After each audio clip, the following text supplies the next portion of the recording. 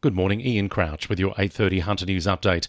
A passenger train carrying school children has crashed into a car near Dungog. 2 women and a man are in a serious condition in the John Hunter Hospital after the Toyota Tarago they were in was struck at a level crossing at Wallarobba.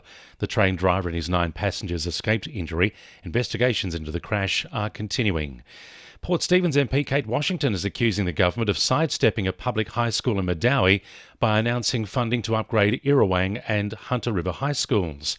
The New South Wales Treasurer announced $3.5 million to upgrade the 2 high schools in Raymond Terrace and Heatherbrae, with no mention of Madawi.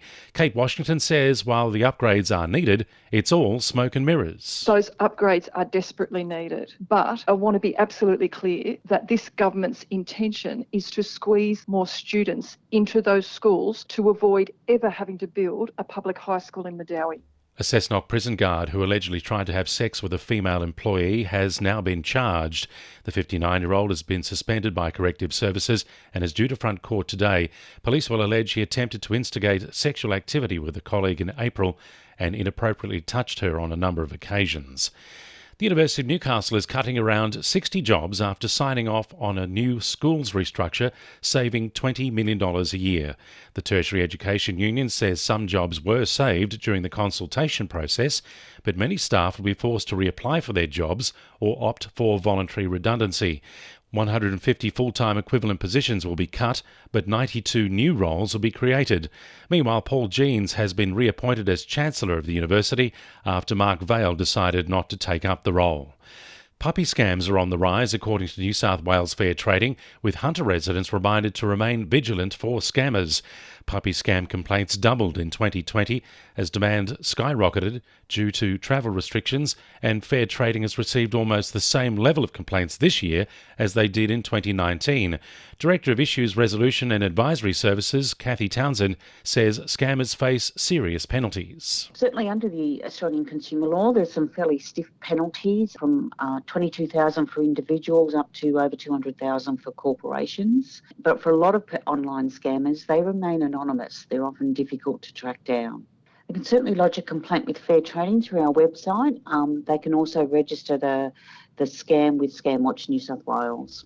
The Labor Party has unveiled a new look team to contest the Cessnock Council elections. Councillor Jay Saval has been endorsed as the party's candidate for mayor after Bob Pinsent announced he won't be seeking re-election in September. Anthony Burke, Ann Sander and Rosa Grine are also running as part of the Labor team for the September 4 election. 2NURFM Sport. Newcastle Jets CEO Laurie McKinnon has stepped down from his role at the club after almost 5 years in the position. The 59-year-old will remain in an ambassadorial capacity, but will no longer be involved in the day-to-day running of the club. Executive Chairman Shane Matisky says McKinnon's contribution to the Jets cannot be understated. Knights NRLW coach Blake Green believes the club can be a force in the competition with the backing of local talent. Newcastle's yet to make a dent in the recruitment market, with the new expanded competition set to kick off in August. Cessnock shooter Daniel Repiccioli has made an early move to Brisbane to avoid any COVID lockdowns before his 5th Olympic Games. The 39-year-old and the rest of the Australian team will depart for Tokyo next month. Former A-League referee Kate Jakowitz will break new ground when she heads the first all-female officiating crew in the NPL when Maitland take on Olympic on Sunday. And Newcastle Hunter star Alison Ebzery will miss the rest of this year's Waratah League after suffering an ACL injury. And the winning numbers in Oz Lotto are 20, 27, 21, 43, 17, 5 and 10, and the supplementaries are 4 and 6. And now you're up to date with the latest 2NURFM Hunter News.